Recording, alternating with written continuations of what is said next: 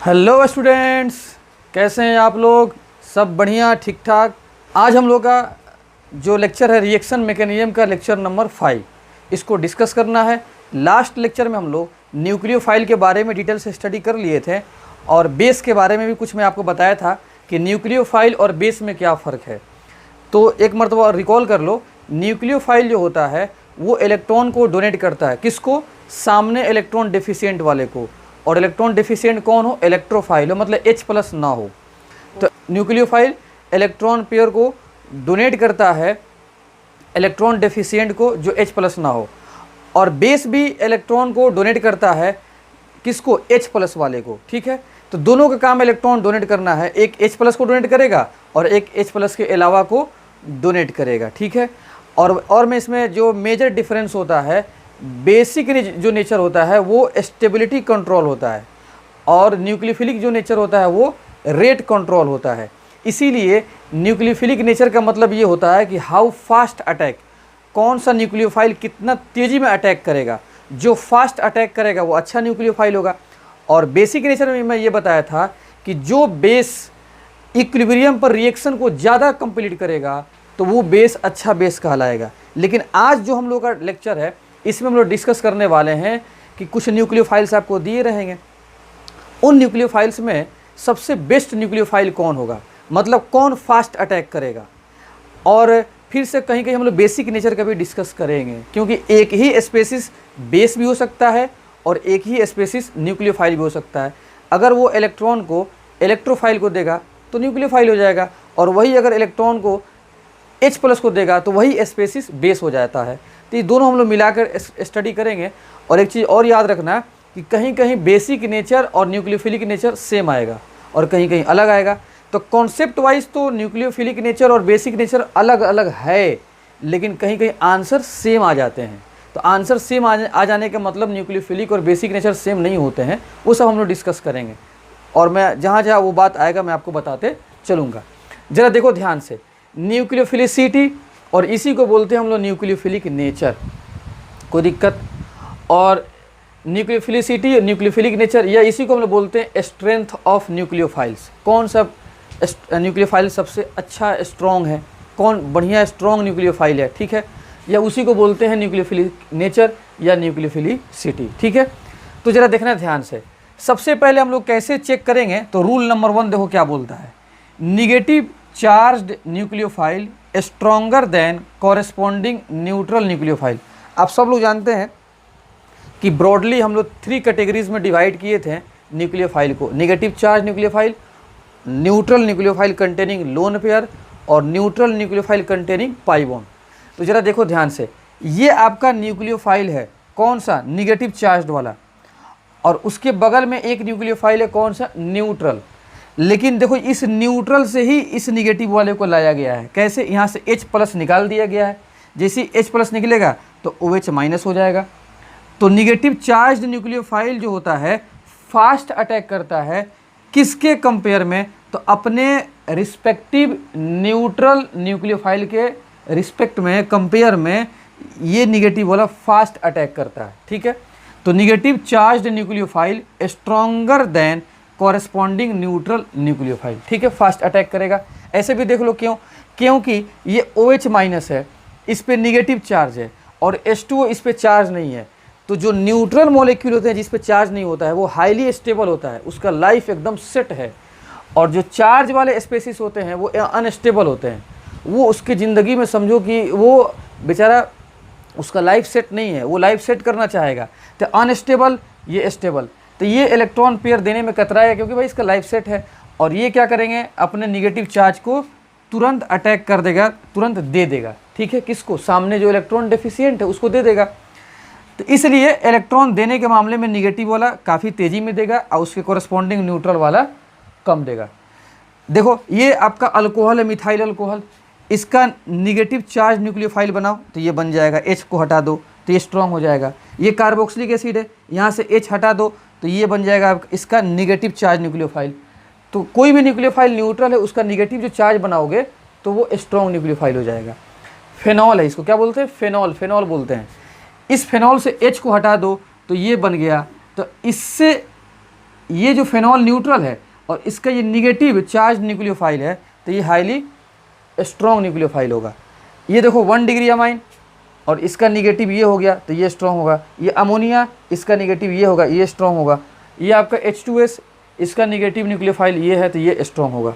तो मतलब अगर इस दोनों को रखा जाए तो सबसे फास्ट अटैक करेगा SH माइनस और ये स्लो अटैक करेगा SH माइनस के कंपेयर में। ठीक है, तो इसको अच्छे तरीके से नोट कर लो।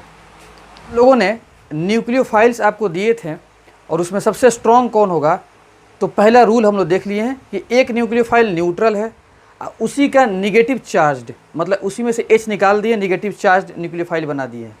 तो न्यूट्रल का जो निगेटिव चार्ज्ड न्यूक्लियोफाइल होता है तो निगेटिव वाला स्ट्रॉन्ग होगा, वो फास्ट अटैक करेगा न्यूट्रल के रिस्पेक्ट में। ठीक है, अब रूल नंबर 2 देखो। रूल नंबर 2 क्या बोलता है, effect of electronegativity of elements on nucleophilic nature. Nucleophilic nature हम लोग को डिसाइड करना है, तो इलेक्ट्रोनिगेटिविटी का भी इफेक्ट पड़ता है। वो कैसे पड़ता है ज़रा उसको ध्यान से देखो। सबसे पहले इलेक्ट्रोनिगेटिविटी के इफेक्ट वाले को हम 2 केस में डिवाइड किए। Case number 1, elements of same period. Elements of same period आप जानते हैं, ध्यान से सुनो, पीरियोडिक टेबल में, पीरियोडिक टेबल, पीटी का मतलब periodic table, left to right आप लोग जाइएगा, left to right periodic table में, लेफ्ट टू राइट। तो सबको पता है कि इलेक्ट्रोनिगेटिविटी बढ़ता है, लेफ्ट टू राइट जाने में इलेक्ट्रोनिगेटिविटी बढ़ता है। तो ज़रा देखना ध्यान से, इधर जो डोनर एटम है कार्बन है, कार्बन इलेक्ट्रॉन को डोनेट करेगा, किसको, इलेक्ट्रॉन डेफिशिएंट को। अगर ये कार्बन जो ये स्पेसीज इलेक्ट्रॉन डोनेट कर रहा है इलेक्ट्रॉन डेफिशिएंट को, तो वो क्या हो जाएगा, न्यूक्लियोफाइल हो जाएगा ये। और अगर इलेक्ट्रॉन डेफिशिएंट सामने H+ है तो फिर ये क्या बन जाएगा, बेस बन जाएगा। उसी तरीके से ये N इलेक्ट्रॉन डोनेट कर रहा है किसको, इलेक्ट्रॉन डेफिशिएंट को। अगर H+ नहीं है वहाँ पर इलेक्ट्रॉन डेफिशिएंट में तो न्यूक्लियोफाइल है, और अगर H+ होगा तो बेस हो जाएगा। तो दोनों ऑर्डर यहाँ पर हम आपको बता देते हैं, बेसिक वाला भी और न्यूक्लियोफिलिक वाला भी। ये डोनेट करेगा, ये डोनेट करेगा। तुम खुद देखो, ये 4 न्यूक्लियोफाइल आपको दिए हैं और चारों का बताओ donor atom, carbon, nitrogen, oxygen, fluorine, चारों का डोनर एटम अलग अलग है। लेकिन कार्बन, नाइट्रोजन, ऑक्सीजन, फ्लोरीन ये सेम पीरियड का एलिमेंट है, सेम पीरियड का एलिमेंट है। तो बताओ लेफ्ट टू राइट जाओगे तो इलेक्ट्रोनिगेटिविटी क्या होगा, बढ़ेगा। और सबको पता है कि इलेक्ट्रोनिगेटिविटी जब बढ़ता है तो उस एलिमेंट का इलेक्ट्रॉन लेने का टेंडेंसी, इलेक्ट्रॉन को अपने तरफ अट्रैक्ट करने का टेंडेंसी ज़्यादा होता है। तो फ्लोरीन के पास इलेक्ट्रॉन खींचने का टेंडेंसी ज़्यादा होगा, मतलब फ्लोरीन पर इलेक्ट्रॉन को रखने का टेंडेंसी ज़्यादा होगा। तो बताइए F- इलेक्ट्रॉन रखा है, O- के फॉर्म में इलेक्ट्रॉन रखा, माइनस का मतलब इलेक्ट्रॉन आया हुआ है, नाइट्रोजन पर इलेक्ट्रॉन आया हुआ है, कार्बन पर इलेक्ट्रॉन आया हुआ है। अब खुद फैसला कीजिए कि कौन इलेक्ट्रॉन को ज़्यादा रखेगा, कौन इलेक्ट्रॉन रखने के मामले में स्टेबल है। तो F का इलेक्ट्रोनिगेटिविटी ज़्यादा है, तो इलेक्ट्रोनिगेटिविटी का मतलब होता है इलेक्ट्रॉन को अपने तरफ खींचने का टेंडेंसी। जब खींचेगा तो इसका मतलब कि इलेक्ट्रॉन रखने की टेंडेंसी ज़्यादा है, तो इसके ऊपर इलेक्ट्रॉन रखने की टेंडेंसी ज़्यादा है। ठीक है, तो ज़रा देखो ध्यान से, यहाँ पर ध्यान से एकदम 1-2 मरतबा सुनना बात को ज़रूर। यहाँ से यहाँ जा रहे हैं तो इलेक्ट्रोनिगेटिविटी क्या हो रहा है, बढ़ रहा है। जब इलेक्ट्रोनिगेटिविटी बढ़ रहा है तो बताइए स्टेबिलिटी, स्टेबिलिटी क्या हो रहा है, स्टेबिलिटी, इलेक्ट्रोनिगेटिविटी बढ़ने की वजह से स्टेबिलिटी इंक्रीज कर रहा है, स्टेबिलिटी इंक्रीजेज, स्टेबिलिटी बढ़ रहा है। क्योंकि F का इलेक्ट्रोनिगेटिविटी ज़्यादा है तो निगेटिव को रखेगा, काफ़ी देर तक रखेगा, मतलब स्टेबल है, इस पर निगेटिव स्टेबल है। ठीक है जी, तो स्टेबिलिटी इंक्रीज करेगा। जब स्टेबिलिटी इंक्रीज करेगा तो इसका मतलब कि electron donating tendency, electron donating tendency क्या होगा, टेंडेंसी। और न्यूक्लियोफिलिक नेचर का मतलब होता है इलेक्ट्रॉन डोनेट करने का टेंडेंसी। तो इलेक्ट्रॉन डोनेटिंग टेंडेंसी क्या हो जाएगा, डिक्रीज करेगा। क्या करेगा, डिक्रीज करेगा। ध्यान से फिर सुन लो, ध्यान से। इलेक्ट्रोनिगेटिविटी बढ़ने का मतलब ये होता है कि इलेक्ट्रॉन को अपने एटम पर रखने का टेंडेंसी ज़्यादा है, तो ज़्यादा इसका मतलब स्टेबिलिटी है। तो इलेक्ट्रोनिगेटिविटी बढ़ रहा है, इसका मतलब स्टेबिलिटी बढ़ रहा है। जब स्टेबिलिटी बढ़ेगा तो वो तो इलेक्ट्रॉन रख रहा है ना जी, तो रखने का मतलब कि इलेक्ट्रॉन वो देगा नहीं, मतलब जल्दी देने वाला नहीं है, इसलिए इलेक्ट्रॉन डोनेटिंग टेंडेंसी डिक्रीज करेगा।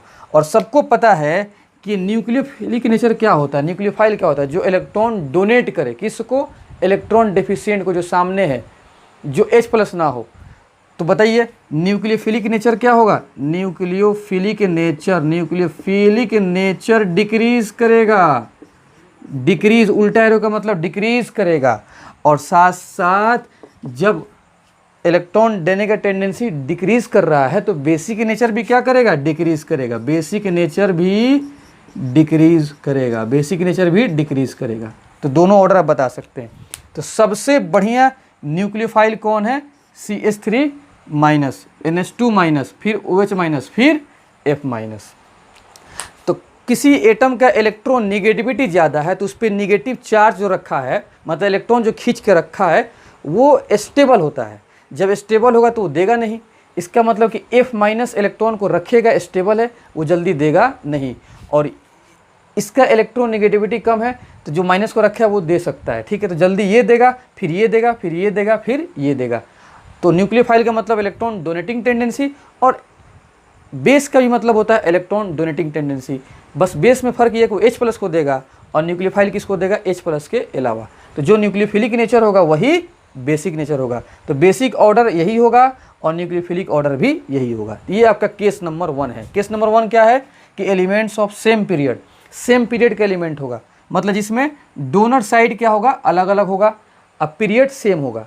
अब मैं बता रहा हूँ कि आपका एलिमेंट्स सेम रहेंगे, डोनर एटम सेम रहेंगे, फिर भी इलेक्ट्रॉन नेगेटिविटी चेंज करेगा due to hybridisation.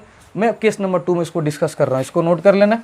Donor atoms are same but different hybridization. Donor atom बदल रहा था केस नंबर 1 में और सेम पीरियड का था तो इलेक्ट्रॉन नेगेटिविटी का कॉन्सेप्ट लगा देंगे।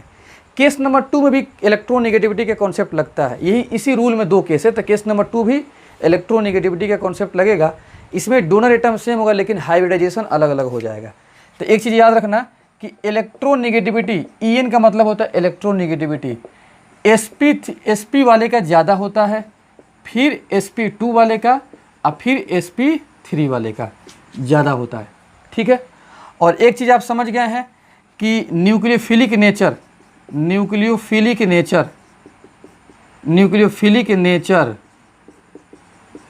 या न्यूक्लियोफिलिक नेचर क्या होता है, इन्वर्सली प्रोपोर्शनल टू इलेक्ट्रोनिगेटिविटी, ठीक है।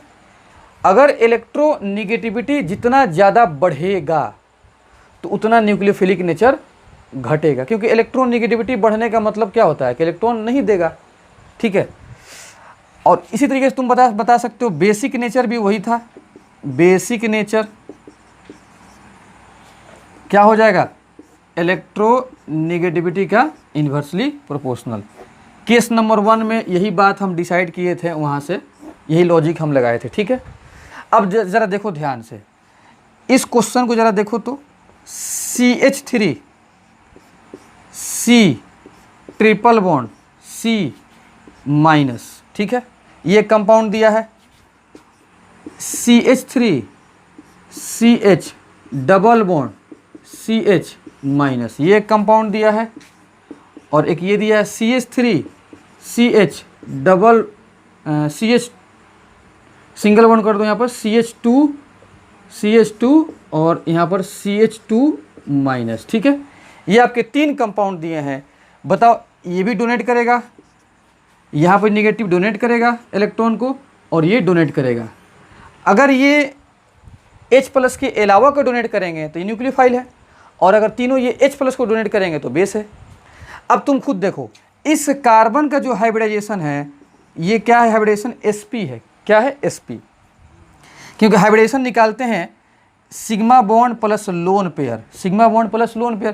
तो इसमें सिग्मा बॉन्ड 1 है और निगेटिव का मतलब होता है लोन पेयर 1 है, तो कितना हो गया 2, और जब 2 आता है तो होता है sp। क्या होता है, sp। और इसका अगर तुम निकालते हो हाइब्रिडाइजेशन तो हो जाएगा sp2। कैसे, इसमें एक सिग्मा है, डबल बॉन्ड में एक सिग्मा होता है, अब प्लस हाइड्रोजन भी सिग्मा बॉन्ड से अटैच है, सिंगल बॉन्ड हाइड्रोजन भी, तो 1, और एक यहाँ पर निगेटिव का मतलब लोन पेयर 1, तो कितना हो गया 3, और 3 के लिए sp2 होता है, ठीक है। ये सब आप जानते होंगे, 11th क्लास में पढ़े हैं। और इस कार्बन पर कितना हाइब्रिडाइजेशन होगा, sp3 हाइब्रिडाइजेशन होगा। एक सिग्मा यहाँ पर, हाइड्रोजन में 2 सिग्मा, तो 3 सिग्मा और 1 नेगेटिव 4, तो sp3 देखो 3 यहाँ पर है और इस पर 1 है, तो 3 1 4 और 4 आ भी रहा है, तो sp3 हो जाएगा। ठीक है, और आप लोग जानते हैं कि सबसे ज़्यादा इलेक्ट्रॉन नेगेटिव कौन होता है, sp, फिर sp2 और फिर sp3।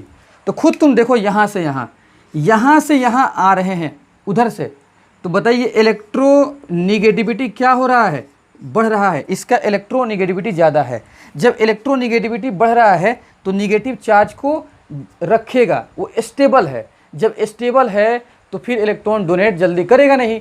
जब इलेक्ट्रॉन जल्दी डोनेट नहीं करेगा तो क्या हो जाएगा, पुअर न्यूक्लियोफाइल हो जाएगा, पुअर बेस भी हो जाएगा। इसीलिए इलेक्ट्रोनिगेटिविटी में और न्यूक्लियोफिलिक नेचर में संबंध उल्टा होता है। तो सबसे बढ़िया आपका न्यूक्लियोफाइल कौन होगा, En बढ़ रहा है तो बताइए न्यूक्लियोफिलिक नेचर क्या होगा, न्यूक्लियोफिलिक नेचर डिक्रीज करेगा। देख लो, इलेक्ट्रोनिगेटिविटी बढ़ने से न्यूक्लियोफिलिक नेचर डिक्रीज करेगा। तो सबसे बढ़िया न्यूक्लियोफाइल कौन होगा, ये वाला, फिर ये वाला।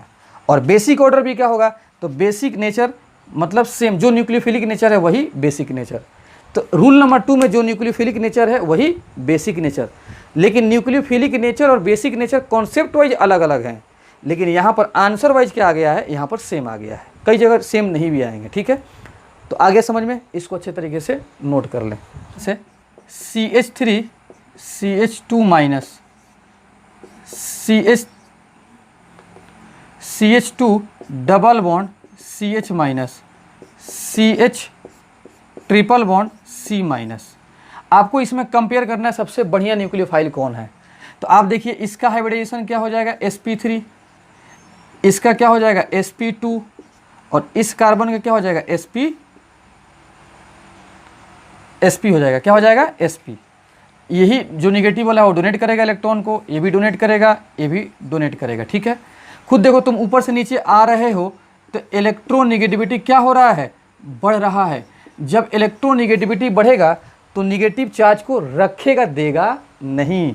इसलिए जब नहीं देगा तो न्यूक्लियोफिलिक नेचर का मतलब यही होता है कि इलेक्ट्रॉन देने के टेंडेंसी, तो जब देगा ही नहीं तो न्यूक्लियोफिलिक नेचर भी क्या हो जाएगा, डिक्रीज करेगा, और साथ साथ बेसिक नेचर भी क्या होगा, डिक्रीज करेगा। ये आपका रूल नंबर 2 कंप्लीट हो।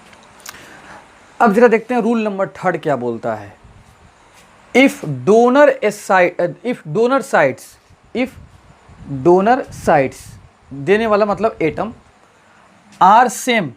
अच्छा, केस नंबर 2 में जो इससे पहले मैं पढ़ाया हूँ उसमें भी डोनर साइड सेम था, लेकिन वहाँ पर हाइब्रिडाइजेशन अलग अलग था। और यहाँ पर डोनर साइड सेम है यहाँ पर भी, लेकिन यहाँ पर हाइब्रिडाइजेशन सेम होगा।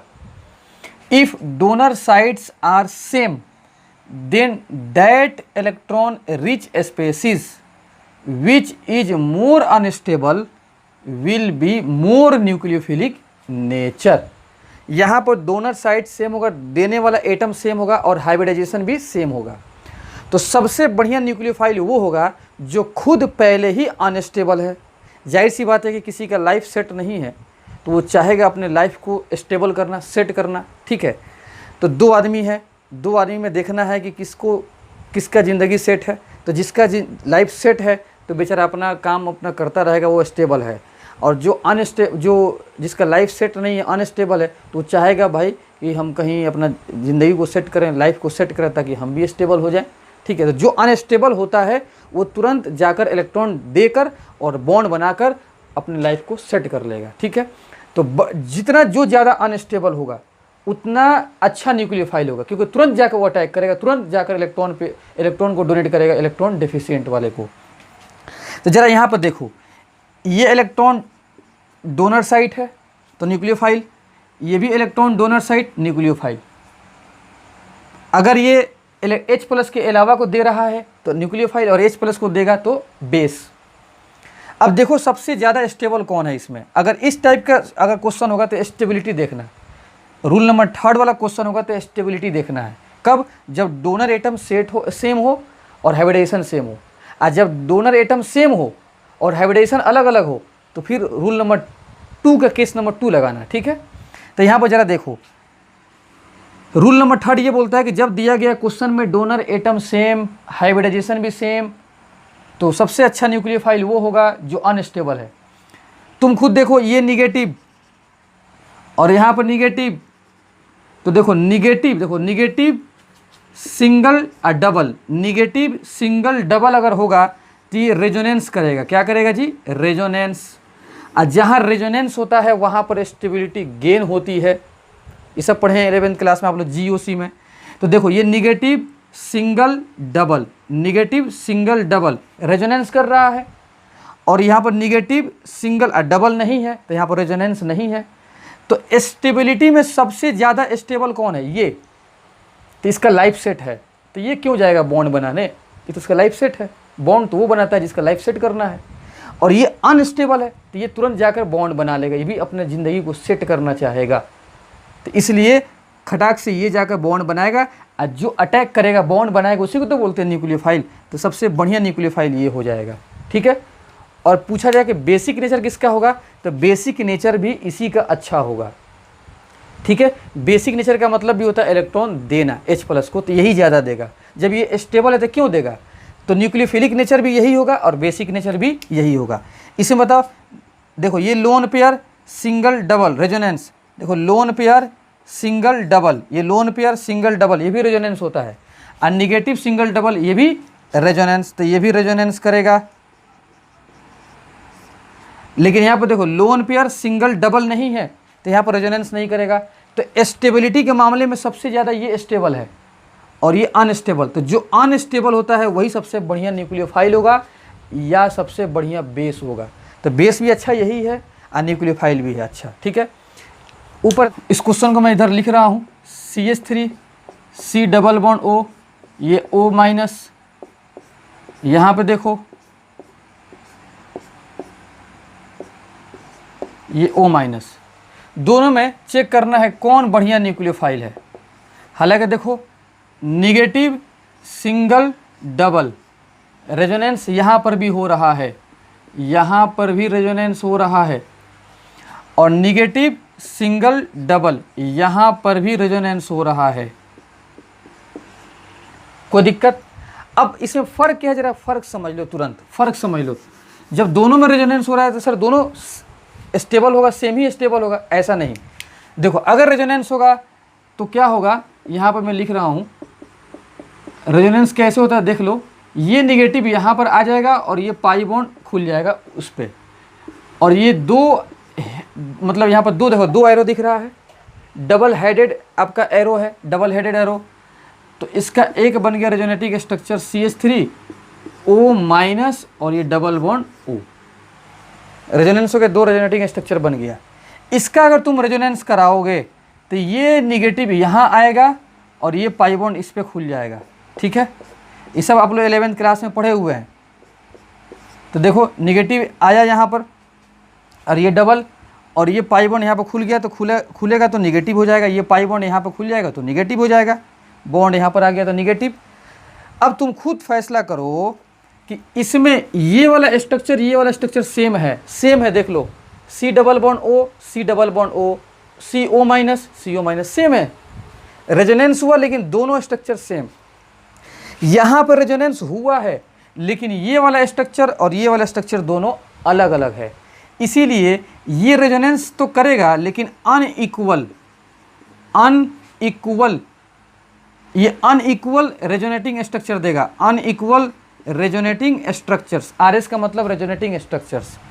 और यहाँ पर रेजोनेंस होगा लेकिन ये देगा equal resonating structures, equal resonating structures देगा, यही फ़र्क है। तो रेजोनेंस दोनों में है लेकिन इक्वल ये वाला दे रहा है रेजोनेटिंग स्ट्रक्चर्स, और देखो ये अनइक्वल दे रहा है। आगे भी रेजोनेंस होगा, देख लेना आगे भी होगा, लेकिन सब में अनइक्वल मिलेगा। तो इक्वल जो दे रहा है, इक्वल अच्छा आदमी है भाई, जो अनइक्वल वाला बेईमान है। तो बताओ सबसे अच्छा कौन होगा, ये वाला। तो स्टेबिलिटी के मामले में अगर देखा जाए, स्टेबिलिटी के मामले में सबसे बढ़िया ये होगा फर्स्ट फिर सेकंड। लेकिन न्यूक्लियोफिलिक नेचर के मामले में, न्यूक्लियोफिलिक नेचर के मामले में जो जितना ज़्यादा स्टेबल होगा उतना, अब लाइफ सेट है तो इलेक्ट्रॉन क्यों देगा, नहीं देगा। तो न्यूक्लियोफिलिक नेचर के मामले में जो अनस्टेबल होगा वो सबसे अच्छा न्यूक्लियोफिलिक नेचर होगा, अनस्टेबल। न्यूक्लियोफिलिक नेचर इसके पास अच्छा है और स्टेबिलिटी इसके पास अच्छा है। अब बेसिक नेचर, जो न्यूक्लियोफिलिक नेचर का ऑर्डर है वही बेसिक नेचर का भी हो जाएगा। यही ऑर्डर आपका बेसिक नेचर का है। किसका? बेसिक नेचर का है। ठीक है, बात आ गई समझ में? तो इसको नोट कर लें। जरा देखो एक और क्वेश्चन मैं कराता हूँ। देखो डोनर एटम ये होगा, यहाँ पर ये डोनर एटम और यहाँ पर ये डोनर एटम, तीनों में डोनर एटम सेम है और तीनों का हाइब्रिडाइजेशन भी सेम होगा। देखो तीनों एकदम सेम ही दिख रहा है, single bond single bond single bond, तो हाइब्रिडाइजेशन भी सेम होगा। तो रूल नंबर 3 लगाना। तो पहले स्टेबिलिटी देखो किसके पास है, इसके पास रेजोनेंस हो रहा है, रेजोनेंस होगा और साथ साथ equally contributing, equally resonating structure, equally resonating structure मिलेगा, इक्वली रेजोनेटिंग स्ट्रक्चर से मिलेंगे। ठीक है, इसके पास भी रेजोनेंस होगा लेकिन अनइक्वल रेजोनेटिंग स्ट्रक्चर से मिलेंगे, अनइक्वल। और इसके पास तो रेजोनेंस होगा ही नहीं होगा। तो स्टेबिलिटी में सबसे बढ़िया कौन है? 1, ये 2 और ये 3। अगर देखा जाए स्टेबिलिटी ऑर्डर, एसओ का मतलब स्टेबिलिटी ऑर्डर, तो जिसमें ज़्यादा रेजोनेंस, जिसमें रेजोनेंस होगा वही स्टेबल होगा। तो ये भी रेजोनेंस, ये भी रेजोनेंस, तो ये वाला ज़्यादा स्टेबल होगा क्योंकि इसमें इक्वली है। तो स्टेबिलिटी में 1 ज़्यादा है, फिर 2, क्योंकि यहाँ पर भी रेजोनेंस तो हो रहा है नो जी, तो 2 ये हो जाएगा। और यहाँ पर रेजोनेंस हो ही नहीं रहा है तो सबसे लेस स्टेबल ये होगा। और न्यूक्लियोफिलिक नेचर, न्यूक्लियोफिलिक नेचर बता दो सबसे ज़्यादा किसके पास होगा? न्यूक्लियोफिलिक नेचर जो अनस्टेबल है, तो इसके पास न्यूक्लियोफिलिक नेचर ज़्यादा है, मतलब थर्ड वाला ज़्यादा अच्छा न्यूक्लियोफाइल होगा, फिर 2 और फिर फर्स्ट। मतलब स्टेबिलिटी ऑर्डर का उल्टा हो जाता है न्यूक्लियोफिलिक नेचर। ठीक है, और बेसिक नेचर भी आपका क्या हो जाएगा? बेसिक नेचर भी यही होगा, जो न्यूक्लियोफिलिक नेचर है वही बेसिक नेचर इस केस में, रूल नंबर 3 में वही होगा। ठीक है, तो न्यूक्लियोफिलिक नेचर इसमें चाहे बेसिक नेचर आपका यही हो जाएगा। ठीक है, तो अब तक देखो nucleophilic nature basic nature same आ रहा है, लेकिन अब इसके बाद से क्या हो जाएंगे? अलग अलग हो जाएंगे, ऑर्डर बदलेगा। तो अब तुम ये मत बोलना कि nucleophilic nature basic nature same ही कॉन्सेप्ट है, कॉन्सेप्ट वाइज तो दोनों अलग अलग हैं, लेकिन यहाँ पर आंसर सेम आ रहा है। यहाँ पर देखो डोनर एटम ऑक्सीजन, यहाँ पर भी डोनर एटम ऑक्सीजन, ऑक्सीजन और H के बीच में सिंगल बॉन्ड होता है और ऑक्सीजन और C के बीच में सिंगल, तो डोनर एटम भी सेम है और हाइब्रिडाइजेशन भी सेम है। तो अब बता स्टेबल सबसे ज़्यादा कौन होगा? सबसे ज़्यादा स्टेबल ये वाला होगा। स्टेबिलिटी ऑर्डर OH माइनस का ज़्यादा है CH3O माइनस से। और न्यूक्लियोफिलिक नेचर क्या हो जाएगा? न्यूक्लियोफिलिक नेचर सबसे बढ़िया होगा CH3 का O माइनस का, CH3O माइनस का और OH माइनस का कम होगा। ठीक है, और बेसिक नेचर भी आपका यही हो जाएगा। बेसिक नेचर का ऑर्डर भी आपका यही हो जाएगा। अब ऐसा क्यों? सुन लो, ये CH3 है, कोई दिक्कत? तो ये क्या करेगा? इलेक्ट्रॉन को इधर धक्का देगा। जब इलेक्ट्रॉन को धक्का देगा, ये निगेटिव है, तो निगेटिव का मतलब कि यहाँ पर इलेक्ट्रॉन है, पहले से ज़्यादा इलेक्ट्रॉन है, और इलेक्ट्रॉन को धक्का दे रहा है तो इलेक्ट्रॉन और जा रहा है। तो बताओ, अगर तुम पेट भर खाना खा लिए हो और फिर तुमको ज़बरदस्ती और कोई खाना खिलाए तो तुम खा पाओगे? नहीं खा पाओगे, तो वहाँ पर अनस्टेबिलिटी फील करोगे। तो इलेक्ट्रॉन ये धक्का दे रहा है और इस निगेटिव के पास इलेक्ट्रॉन बढ़ गया, तो ये अनस्टेबल, अच्छा खासा अनस्टेबल हो गया। और ये यहाँ पर इसके रिस्पेक्ट में यहाँ पर वो धक्का H कम देगा, H यहाँ पर इलेक्ट्रॉन को कम धक्का देगा, लेकिन CH3 ज़्यादा देगा, तो इसलिए अनस्टेबल ये ज़्यादा है। जब अनस्टेबल ज़्यादा है तो बेसिक नेचर और न्यूक्लियोफिलिक नेचर इसका ज़्यादा होगा। यही हो जाएगा, कोई दिक्कत? तो इसको अच्छे तरीके से नोट कर लें। अब जरा देखें रूल नंबर 4 में क्या है। ये रूल नंबर 3 की तरह ही आपको दिखेगा, लेकिन कन्फ्यूज मत करना। ज़रा देखो ध्यान से, बात सुनो। यहाँ पर oxygen O minus donor atom है और बॉन्ड सिंगल, यहाँ पर O माइनस डोनर एटम है, bond single, O minus donor atom, bond single, ये माइनस डोनर एटम है O माइनस और बॉन्ड सिंगल है, तो डोनर एटम आपके सेम है और हाइब्रिडाइजेशन भी सेम है। तो सर ये तो बात हो जाएगा आपका रूल नंबर 3। लेकिन देखो इसमें कुछ चीज़ फ़र्क पड़ेगा। सबसे पहले देखो तुम एक बात देखो कि यहाँ से अगर यहाँ जाते हो, यहाँ से यहाँ, तो तुम खुद देखो कि ये CH3 है। CH3 जो प्लस I ग्रुप होता है, प्लस I जो बॉन्ड के इलेक्ट्रॉन को धक्का देगा इधर, तो बताइए O माइनस यहाँ पर इलेक्ट्रॉन डेंसिटी बढ़ेगा, ठीक है। और यहाँ पर ये CH3 और CH2 ये दोनों मिल के धक्का देगा, तो यहाँ पर इलेक्ट्रॉन डेंसिटी बढ़ेगा। और यहाँ पर ये दो ग्रुप CH3 और ये CH3 धक्का देगा तो इलेक्ट्रॉन डेंसिटी बढ़ेगा।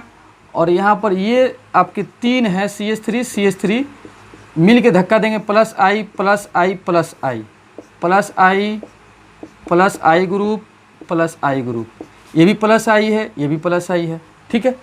तो यहाँ पर 3 प्लस I है और यहाँ पर 2 प्लस I है। तुम खुद देखो कि सबसे ज़्यादा O पर निगेटिव जो डेवलप हो रहा है, सबसे ज़्यादा O पे जो निगेटिव डेवलप होगा किस पे होगा, इस पे होगा, ठीक है। तो यहाँ से यहाँ जाने में बेसिक नेचर इंक्रीज करेगा, बेसिक नेचर इंक्रीज करेगा। कोई दिक्कत? क्यों इंक्रीज करेगा? क्योंकि तुम बताओ कि सबसे ज़्यादा निगेटिव यहाँ पर डेवलप होगा। एक तो O पे पहले ही से निगेटिव है, और जब ये सब प्लस I लगा देंगे, इलेक्ट्रॉन को धक्का देंगे उसके पास, तो और निगेटिव बढ़ा देंगे। तो पेट भरा है पहले ही से, समझ लो इसको। और तुम फिर पेट भर गया, फिर तुम दोबारा खाना खा रहे हो, ज़बरदस्ती खिलाया जा रहा है, तो वहाँ पर तुम फिर अनस्टेबिलिटी महसूस करोगे। तो सबसे ज़्यादा अनस्टेबल ये, फिर ये, फिर ये, फिर ये। तो अनस्टेबल जो जितना ज़्यादा होता है उसका बेसिक नेचर ज़्यादा होता है, बेसिक नेचर ज़्यादा होता है। तो अनस्टेबल सबसे ज़्यादा ये है, इसका बेसिक नेचर ज़्यादा होगा। तो बेसिक नेचर इसका सबसे ज़्यादा होगा, फिर ये, फिर ये, फिर ये। तो सर न्यूक्लियोफिलिक नेचर भी तो ज़्यादा होगा, क्योंकि जब सर बेसिक नेचर जब ज़्यादा हो गया तो न्यूक्लियोफिलिक नेचर भी ज़्यादा होना चाहिए। क्योंकि आप अब तक यही तो बता रहे थे कि जो जितना ज़्यादा अनस्टेबल होगा उतना ज़्यादा इलेक्ट्रॉन अटैक देगा, जल्दी इलेक्ट्रॉन देगा। तो जल्दी इलेक्ट्रॉन देगा तो अच्छा न्यूक्लियोफाइल हो जाएगा, अच्छा बेस हो जाएगा। तो सर जब ये सबसे ज़्यादा अनस्टेबल है तो बेसिक नेचर यही ज़्यादा होगा, क्योंकि जब अनस्टेबल है तो तुरंत अपना लाइफ सेट करेगा, बॉन्ड बनाएगा। और न्यूक्लियोफिलिक नेचर भी वही होगा, लेकिन इस केस में नहीं होगा। अब तक हो रहा था लेकिन यहाँ पर नहीं होगा। क्यों? देख लो, यहाँ पे ये एक ग्रुप, 2 ग्रुप, 3 ग्रुप क्राउडिंग है। यहाँ पे ये 2 ग्रुप में क्राउडिंग है, यहाँ पर क्राउडिंग, यहाँ पे क्राउडिंग। सबसे ज़्यादा क्राउडिंग यहाँ पर है, फिर यहाँ पे क्राउडिंग है, फिर यहाँ पे, फिर यहाँ पर। और तुम जानते हो कि बेसिक नेचर और न्यूक्लियोफिलिक नेचर कॉन्सेप्ट वाइज अलग अलग है। अब तक तो सेम आंसर आ रहा था, लेकिन अब यहाँ पर ज़रा देखो, न्यूक्लियोफिलिक नेचर क्या होता है, हाउ फास्ट अटैक, और बेसिक नेचर क्या होता है कि इक्विलिब्रियम पर कौन रिएक्शन ज़्यादा कंप्लीट करेगा, ठीक है। तो बेसिक नेचर तो तुमको समझ में आ गया कि जिसके पास इलेक्ट्रॉन ज़्यादा होगा यहाँ पर, तो वो क्या करेगा, इलेक्ट्रॉन को तुरंत दे देगा H+ को, तो अच्छा बेस कहला जाएगा। और ऐसे भी देख लो कि ये हाईली अनस्टेबल है, तो ये तुरंत अपना इलेक्ट्रॉन दे देगा H+ को, तो इसलिए अच्छा बेस हो जाएगा, ठीक है। लेकिन न्यूक्लियोफिलिक नेचर भी यही अच्छा होना चाहिए, लेकिन नहीं होगा, क्योंकि न्यूक्लियोफिलिक नेचर में क्या होता है, हाउ फास्ट अटैक। तो ये क्राउडिंग की वजह से फास्ट नहीं अटैक कर पाएंगे। क्राउडिंग यहाँ पर ज़्यादा, इसलिए फास्ट अटैक नहीं कर पाएंगे। तो इसलिए न्यूक्लियोफिलिक नेचर ये ना होकर न्यूक्लियोफिलिक नेचर घटेगा। न्यूक्लियोफिलिक नेचर क्या होगा, घटेगा, ठीक है। तो सबसे फास्ट अटैक ये करेगा, फिर ये करेगा, फिर ये करेगा, फिर ये करेगा, ठीक है। तो ज़रा देखना ध्यान से। तो न्यूक्लियोफिलिक नेचर क्या होगा, ये बढ़ेगा नहीं, न्यूक्लियोफिलिक नेचर घटेगा, ये सही है, घटेगा। तो यहाँ पर देखो, बेसिक नेचर बढ़ेगा और न्यूक्लियोफिलिक नेचर घटेगा। तो न्यूक्लियोफाइल के कॉन्सेप्ट में अगर देखा जाए तो ये पुअर न्यूक्लियोफाइल है, लेकिन अच्छा बेस है, ठीक है। तो यहाँ पर थोड़ा सा आपको समझना पड़ेगा रूल नंबर 4 में। तो रूल नंबर 4 ये बोलता है कि डोनर एटम भी सेम, हाइब्रिडाइजेशन भी सेम। तो यहाँ पे क्या होगा कि सबसे जो ज़्यादा अनस्टेबल होगा वो अच्छा बेस तुम बोल देना। और क्राउडिंग सबसे ज़्यादा किसी के पास होगा तो उसको पुअर न्यूक्लियोफाइल बोल देना। तो यहाँ पर O- पे ज़्यादा निगेटिव आ रहा है, तो यहाँ पर अनस्टेबिलिटी बढ़ रहा है। अनस्टेबिलिटी क्यों बढ़ रहा है? क्योंकि पहले ही से निगेटिव है, अब फिर ये बॉन्ड धक्का दे रहे हैं तो और निगेटिव बढ़ा रहे हैं। तो वोमिटिंग टाइप का हो गया भाई, खाना खाने के बाद से फिर दोबारा खाना खाते हो तो वोमिटिंग होता है, तो इसे इसको वोमिटिंग टाइप का महसूस होगा, तो इसका अनस्टेबल होना ज़्यादा हो जाएगा, अनस्टेबिलिटी ज़्यादा हो जाएगा। जब अनस्टेबिलिटी ज़्यादा होगा तो तुरंत इलेक्ट्रॉन अटैक करेगा, H+ को दे देगा, तो ये क्या हो जाएगा, बॉन्ड अपना बना लेगा, अच्छा बेस कहलाएगा। लेकिन न्यूक्लियोफाइल भी अच्छा होना चाहिए, लेकिन नहीं होगा। इसलिए नहीं होगा क्योंकि पीछे देखो क्राउडिंग ज़्यादा है, तो क्राउडिंग ज़्यादा होने की वजह से फास्ट अटैक नहीं कर पाएगा। न्यूक्लियोफाइल में हाउ फास्ट अटैक देखा जाता है, इसलिए फास्ट अटैक नहीं कर पाएगा। तो न्यूक्लियोफाइल में सबसे अच्छा ये है, फिर ये है, फिर ये है, फिर ये है, लेकिन बेस में सबसे अच्छा ये है, ये है, ये है, ये है। तो यहाँ से लॉजिक ये निकल गया कि sir nucleophilic nature, basic nature concept wise अलग अलग हैं, लेकिन कहीं कहीं आंसर में सेम भी आ जाते हैं या सेम नहीं भी आते हैं। ठीक है, यही बस यहाँ बात है, इसको अच्छे तरीके से नोट कर लो। अब जरा देखो, ये क्वेश्चन आपका रूल नंबर 4 का ही है, तुम खुद देखो ध्यान से, यहाँ से यहाँ जा रहे हो तो आप खुद देखो, इसमें प्लस आई कितना है 1, इसमें कितना प्लस आई 2 प्लस आई, और इसमें देखो ये कितना बड़ा सा ग्रुप है, बहुत बड़ा ग्रुप है ये। तो बताइए सबसे ज़्यादा इलेक्ट्रॉन, ये निगेटिव चार्ज जो इलेक्ट्रॉन है, निगेटिव तो पहले से इलेक्ट्रॉन खूब काफ़ी ज़्यादा है, तो इस पे इलेक्ट्रॉन ज़्यादा बढ़ेगा, सबसे ज़्यादा ही बढ़ेगा, क्योंकि ये बड़े बड़े ग्रुप धक्का देंगे ऐसे, इसको ऐसे धक्का देगा और ये ऐसे धक्का देगा, तो इस निगेटिव पे ज़्यादा इलेक्ट्रॉन बढ़ेगा। तो निगेटिव का मतलब पहले ही से पेट भरा हुआ है इलेक्ट्रॉन का, और भी बड़े बड़े ग्रुप धक्का दे के इलेक्ट्रॉन इसके पास लेकर आ रहे हैं, तो क्या होगा, क्या होगा, अनस्टेबिलिटी फील करेगा, अनस्टेबिलिटी फील करेगा। जब अनस्टेबिलिटी फील करेगा तो ये इलेक्ट्रॉन को खटाक से देगा, किसको, H+ को, किसको, H+ को। तो अच्छा बेस ये होगा, फिर ये होगा, फिर ये होगा। अगर मान लेते हैं फर्स्ट ये है, सेकंड ये है, थर्ड ये है, तो बता बेसिक नेचर क्या हो जाएगा, बेसिक नेचर सबसे बढ़िया बेस कौन हो जाएगा, थर्ड, फिर सेकंड, फिर फर्स्ट। और तुम बता दो nucleophilic nature, nucleophilic nature, nucleophilic nature सबसे ज़्यादा किसका होगा, न्यूक्लियोफिलिक नेचर सबसे ज़्यादा किसका होगा। तो अब न्यूक्लियोफिलिक नेचर में देखने के लिए कौन फास्ट अटैक करेगा, तो ये तो बहुत बड़ा ग्रुप है, इतना बड़ा ग्रुप है कि फास्ट अटैक नहीं कर पाएगा। तो हल्का ये है, तो ये क्या करेगा, फास्ट अटैक करेगा। न्यूक्लियोफिलिक नेचर 1 का ज़्यादा होगा, फिर 2 का, फिर 3 का। कोई दिक्कत?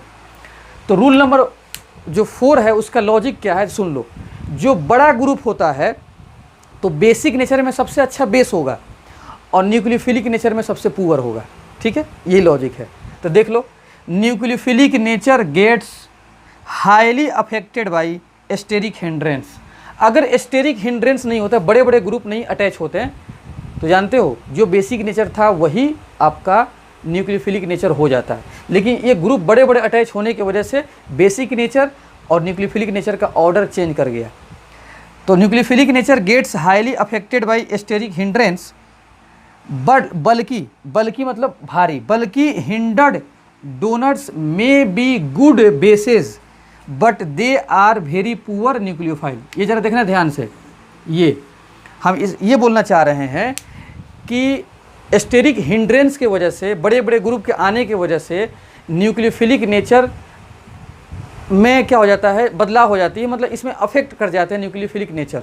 ठीक है, nucleophilic nature gets highly affected by steric hindrance. इसकी वजह से होता क्या है कि जो हाईली बल्कि ग्रुप है वो बेस में अच्छा है लेकिन न्यूक्लियोफाइल में पुअर न्यूक्लियोफाइल है। बल्कि हिंडर्ड डोनर्स में be good bases but they are very poor nucleophile. तो इसको अच्छे तरीके से नोट कर लो, फिर हम चलते हैं रूल नंबर 5 में। अब जरा देखते हैं रूल नंबर 5 क्या है, ध्यान से देखना। रूल नंबर 5 ये मैं लिख दिया F minus Cl minus Br minus और I माइनस। ठीक है, इसको मैं यहाँ पर लिखता हूँ F minus Cl minus Br minus I minus. ये देखो, ये जो आपके जो दिए गए न्यूक्लियोफाइल है, निगेटिव चार्ज न्यूक्लियोफाइल, ये एक ग्रुप के एलिमेंट है, एक ग्रुप में। और सबको पता है कि टॉप टू बॉटम, ऊपर से नीचे आते हैं पीरियोडिक टेबल में, तो साइज क्या होता है, साइज बढ़ता है, साइज बढ़ता है। तो जब सवाल में एक ग्रुप के आपके न्यूक्लियोफाइल दिए रहेंगे तो वो साइज पे डिपेंड करता है। किस पे डिपेंड करता है? साइज पे। वो हम लोग आगे देखेंगे, ठीक है। तो कैसे डिपेंड करेगा वो मैं आपको बताऊंगा आगे। तो जब भी सवाल आपका एक ग्रुप का दिया रहेगा तो वो साइज फैक्टर वहाँ पे डोमिनेट करता है, मतलब साइज पर डिसाइड करते हैं। और एक पीरियड के दिए रहते हैं, एक पीरियड में, जैसे रूल नंबर आपको बताए थे हम किस में, रूल नंबर 3 में जो बताया था मैं, रूल नंबर 2 में जो मैं बताया था कि सेम आपके पीरियड के होंगे तो इलेक्ट्रोनेगेटिविटी देखा जाता है सेम पीरियड वाले में, और जब सेम ग्रुप वाले होंगे तो साइज देखा जाएगा, ठीक है। अब जरा देखना ध्यान से, यहाँ पर तुम खुद बताओ कि F माइनस का साइज सबसे छोटा है और I माइनस का साइज सबसे बड़ा है। देखो ऊपर से नीचे आएंगे तो साइज बढ़ेगा। तो जब भी सवाल में ऐसे न्यूक्लियोफाइल दिए रहे होंगे कि जो सेम ग्रुप के होंगे तो वहाँ पर साइज देखेंगे। और वहाँ पे हम बात करेंगे सॉल्वेंट। ध्यान से एकदम देखना, इसको एकदम दिमाग में बैठा लेना। सॉल्वेंट पे बात करेंगे। सॉल्वेंट 2 टाइप का होता है, पोलर प्रोटिक और पोलर एप्रोटिक पर डिसाइड करते हैं इसमें, ठीक है। तो हम लोग बात करेंगे if solvent is polar protic solvent, polar protic. और आपको मैं बता चुका हूँ कि पोलर प्रोटिक जो सॉल्वेंट होता है वो क्या करता है, पोलर प्रोटिक सॉल्वेंट। तो आपकी ये एनायंस दिए हुए हैं, तो अगर आपका पोलर प्रोटिक सॉल्वेंट है तो वो केटायन को भी सॉल्वेट कर लेता है, घुला लेता है, और एनायन को भी घुला लेता है। तो यहाँ पे आपके सब एनायंस हैं। अब ज़रा देखना ध्यान से, यहाँ पर लिख देते हैं ये सॉल्वेट एनायंस, ये एनायंस को सॉल्वेट कर लेता है और केटायन को भी करता है, एनायन को भी करता है, केटायन को भी करता है। यहाँ पे एनायंस इसलिए लिखे हैं क्योंकि सवाल में एनायंस ही दिया है। अब तुम बताओ F माइनस का साइज ये हो गया, ये निगेटिव का मतलब निगेटिव चार्ज। Cl माइनस का साइज थोड़ा इससे बड़ा होगा, Br माइनस का साइज और बड़ा होगा, और I माइनस का साइज और बड़ा होगा, ठीक है। देखो ऊपर से नीचे आ रहा है, साइज बढ़ रहा है। तो तुम खुद देखो, यहाँ से यहाँ जा रहे हैं, साइज क्या हो रहा है, बढ़ रहा है। और पोलर प्रोटिक सॉल्वेंट में अगर ये न्यूक्लियोफाइल है, पोलर प्रोटिक सॉल्वेंट में, तो एनायंस उसमें घुल जाता है। तो बताओ जल्दी कौन घुलेगा?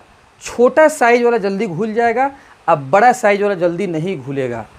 तो इसलिए साइज बढ़ने से सॉल्वेट होने का टेंडेंसी, सॉल्वेट मतलब घुलने का टेंडेंसी घट जाएगा। जब घुलने का टेंडेंसी घटेगा तो इसमें जब घुलने का टेंडेंसी घट जाएगा तो बेचारा इसे टुक टुक देखेगा, दिखता रहेगा, भाई घुला ही नहीं तो क्या करेगा, भाई टुक टुक दिखता रहेगा। अब उसके ऊपर निगेटिव चार्ज है, तुरंत देखेगा कि सामने इलेक्ट्रॉन डेफिशिएंट स्पेसिस है, इलेक्ट्रॉन डेफिशिएंट, तो खटाक से अटैक कर देगा। तो ये तो बेचारा क्या हो गया, सॉल्वेंट में घुल गया। ये क्या है, बड़ा साइज होने की वजह से नहीं घुला, बेचारा देख रहा है। जैसे देखेगा सामने इलेक्ट्रॉन डेफिशिएंट है तो तुरंत अटैक कर देगा। तो इसलिए साइज बढ़ने से सॉल्वेट होने का टेंडेंसी घटता है और इलेक्ट्रॉन डोनेटिंग टेंडेंसी बढ़ेगा, इलेक्ट्रॉन डोनेटिंग टेंडेंसी बढ़ जाएगा। इसलिए सबसे अच्छा न्यूक्लियोफाइल कौन होगा, न्यूक्लियोफिलिक नेचर सबसे बढ़िया किसके पास है? तो सबसे बढ़िया न्यूक्लियोफाइल कौन है? I माइनस, फिर आपका Br माइनस, फिर Cl माइनस, फिर आपका F माइनस। कोई दिक्कत? सबसे बढ़िया न्यूक्लियोफाइल आपका यही हो जाएगा। बात आ गई समझ में? इलेक्ट्रॉन डोनेटिंग टेंडेंसी बढ़ जाने का मतलब क्या हुआ, अच्छा न्यूक्लियोफाइल होगा I माइनस, ठीक है। तो जब भी एक ग्रुप के एलिमेंट दिए हों तो साइज देखेंगे, और जब साइज की बात आ जाएगी, साइज के वेरिएशन की बात आएगी, तो वहाँ पे हम सॉल्वेंट में डिस्कस करते हैं। एक मरतबा पोलर प्रोटिक लेते हैं और फिर पोलर ए प्रोटिक में भी देखते हैं क्या होता है। तो पोलर प्रोटिक में हो गया, इसको अच्छे तरीके से नोट कर लो। इस पर कुछ क्वेश्चन देख लेते हैं। तो साइज बढ़ जाने की वजह से इलेक्ट्रॉन डोनेटिंग टेंडेंसी बढ़ गया था, तो अच्छा न्यूक्लियोफाइल था। तो हम लिख सकते हैं साइज ऑफ एटम बढ़ेगा तो न्यूक्लियोफिलिसिटी बढ़ेगा। कब? जब पोलर प्रोटिक सॉल्वेंट है। अब देखो ये H2O है, सबको पता है कि H2O क्या होता है, पोलर प्रोटिक सॉल्वेंट होता है, जो H+ देता है, मैं सब पढ़ा चुका हूँ। तो पोलर प्रोटिक सॉल्वेंट में ये आपके क्वेश्चन दिया हुआ है। तो FCl Br I एक ग्रुप का एलिमेंट है तो साइज फैक्टर होगा। जब साइज फैक्टर होगा तो सॉल्वेंट देखेंगे। सॉल्वेंट क्या है? Polar protic. तो उस केस में एटम का साइज बढ़ेगा तो न्यूक्लियोफिलिक नेचर बढ़ेगा। तो इसका आई का बड़ा है, Br का साइज बड़ा है, Cl का साइज बड़ा है, F माइनस का साइज बड़ा है, तो सबसे अच्छा न्यूक्लियोफाइल I माइनस हो जाएगा। सॉल्वेंट देखो पोलर प्रोटिक ही दिया हुआ है और यहाँ पर डोनर एटम ऑक्सीजन है और सल्फर है। तो ऑक्सीजन और सल्फर एक ही ग्रुप के एलिमेंट है, ग्रुप नंबर 16। तो साइज फैक्टर यहाँ पर है, ऑक्सीजन और सल्फर एक ही ग्रुप के हैं। तो अब पोलर प्रोटिक है तो जिसका साइज बड़ा है वो अच्छा न्यूक्लियोफाइल है। तो S का बड़ा है साइज तो अच्छा न्यूक्लियोफाइल है। उसी तरीके से ये है और उसी तरीके से आपका ये है, इसको अच्छे तरीके से देख लेना। ऑक्सीजन सल्फर एक ग्रुप के एलिमेंट है, साइज बढ़ेगा तो अच्छा न्यूक्लियोफाइल हो जाएगा। ये पोलर प्रोटिक सॉल्वेंट में होता है। अब देखते हैं ए प्रोटिक सॉल्वेंट में इसी का क्या आंसर आता है। देखिए ध्यान से, यहाँ पर क्वेश्चन आपका वही है, F minus, Cl minus, Br minus, I minus. अब यहाँ पर हम लेते हैं if solvent is polar aprotic solvent, और सबको पता है कि पोलर एप्रोटिक सॉल्वेंट सिर्फ केटायन को सॉल्वेट करता है, एनायन को नहीं करता है। लेक्चर नंबर आप 3rd में ज़रूर जाकर देख लेना, जो जिसमें हम सॉल्वेंट के बारे में बताया हूँ कि पोलर एप्रोटिक सिर्फ केटायन को डिजोल्व करेगा, एनायन को नहीं करेगा। और यहाँ पे एनायन ही दिया है, इसका मतलब कि एनायंस को सॉल्वेट नहीं करेगा, एनायंस को सॉल्वेट नहीं करेगा। इसका मतलब कि जब ये जाएगा इस सॉल्वेंट में तो ऐसे ही बेचारे पड़े रहेंगे, वो तो घुल नहीं रहा है, अब सब अटैक कर सकता है, ठीक है ना। तो यहाँ पे क्या होता है, इस केस में जो इसका बेसिक नेचर होगा वही न्यूक्लियोफिलिक नेचर हो जाएगा, ठीक है। तो जरा देखना ध्यान से, इस केस में क्या होगा। सबसे पहले देखो F minus, Cl minus, Br minus, I minus. Polar aprotic solvent में ये डिजोल्व नहीं होगा तो ऐसे ही पड़े रहेंगे। तो अब इसका ऑर्डर निकालेंगे किस तरीके से, जिस तरीके से आप पहले निकाले हैं लॉजिक के साथ। अब तुम खुद देखो, ऊपर से नीचे आते हो तो साइज क्या हो रहा है, बढ़ रहा है। और तुम खुद देखो साइज जब बढ़ेगा इस पे भी निगेटिव, इस पे भी निगेटिव, इस पे भी निगेटिव, इस पे भी निगेटिव। तो निगेटिव का मतलब होता है कि आपका इलेक्ट्रॉन बाहर से आया हुआ है, इलेक्ट्रॉन बाहर से आया हुआ है। तो ये बड़े साइज पर निगेटिव है और F माइनस क्या है, छोटे साइज पर निगेटिव है। चाहे तुम इसको ऐसे देखो, फ्लोरीन का ये साइज हो गया, क्लोरीन का ये हो गया, ब्रोमीन का ये हो गया, आयोडीन का ये हो गया, हो जाएगा। अब यहाँ इसमें एक इलेक्ट्रॉन बाहर से मंगाओ और इसमें रखो तो माइनस आएगा, और यहाँ इसमें एक बाहर से इलेक्ट्रॉन बुलाओ और इसमें रखो तो I माइनस। बता, एक इलेक्ट्रॉन जो आ रहा है छोटे साइज में जल्दी जाएगा या बड़ा साइज में? तो बड़ा साइज में आसानी से चला जाएगा और छोटे साइज में बड़ी मुश्किल से जाएगा अंदर, ठीक है। इसलिए बड़े साइज में जब निगेटिव चार्ज आता है तो हाईली स्टेबल होता है, वो क्या होता है, अच्छा होता है, अच्छा महसूस करेगा। और छोटे साइज में जब निगेटिव आएगा तो खुद ही इसका साइज छोटा है और इसमें खुद इलेक्ट्रॉन पहले से भरे हुए हैं। फ्लोरीन में इलेक्ट्रॉन तो पहले से है ना जी, अब फिर बाहर से एक आ रहा है तो अंदर जो इलेक्ट्रॉन है वो भी निगेटिव है, अब बाहर से एक इलेक्ट्रॉन आ रहा है वो भी निगेटिव। तो इलेक्ट्रॉन में क्या होगा, रिपल्सन काफ़ी ज़्यादा होगा, ये इलेक्ट्रॉन को जल्दी लेगा ही नहीं। इसका मतलब ये माइनस जो दिख रहा है इस पर ज़बरदस्ती है। यहाँ पर साइज बढ़ जाने से निगेटिव चार्ज आसानी से आ जाएगा। इसका मतलब कि स्टेबिलिटी क्या हो जाएगा, इंक्रीज कर जाएगा। साइज बढ़ने से स्टेबिलिटी इंक्रीज कर जाएगा, और जब स्टेबिलिटी इंक्रीज करेगा तो इलेक्ट्रॉन देने की टेंडेंसी क्या हो जाएगा, कम हो जाएगा, क्योंकि पहले ही लाइफ सेट है। जब स्टेबल है तो पहले ही लाइफ सेट है तो इलेक्ट्रॉन क्या देगा, तो स्टेबिलिटी इंक्रीज करेगा। इसलिए बेसिक नेचर क्या हो जाएगा, जब स्टेबिलिटी इंक्रीज करेगा तो बेसिक नेचर घट जाएगा और न्यूक्लियोफिलिक नेचर भी घट जाएगा, न्यूक्लियोफिलिक नेचर भी घट जाएगा। इसमें बेसिक और न्यूक्लियोफिलिक नेचर सेम हो जाएगा। क्यों सेम हो जाएगा, क्योंकि न्यूक्लियोफाइल जो है पोलर एप्रोटिक सॉल्वेंट में एनायंस जो है वो नहीं घुलेगा, वैसे ही पड़े रहेंगे। तो जो बेसिक नेचर होगा वही न्यूक्लियोफिलिक नेचर हो जाएगा, ठीक है। तो सबसे बढ़िया बेसिक नेचर किसके पास है? तो बेसिक नेचर सबसे बढ़िया है F माइनस के पास, फिर Cl माइनस के पास, फिर Br माइनस के पास, फिर I माइनस के पास। ठीक है, तो बेसिक नेचर आपका ये हो जाएगा और यही आपका न्यूक्लियोफिलिक नेचर हो जाएगा। ये बेसिक नेचर का ऑर्डर है और यही आपका बराबर न्यूक्लियोफिलिक नेचर का ऑर्डर है। कोई दिक्कत? बात आ गई समझ में? तो अब इस बात को बहुत डिटेल्स अच्छे एक मरतबा समराइज करते हैं, जरा देखना ध्यान से।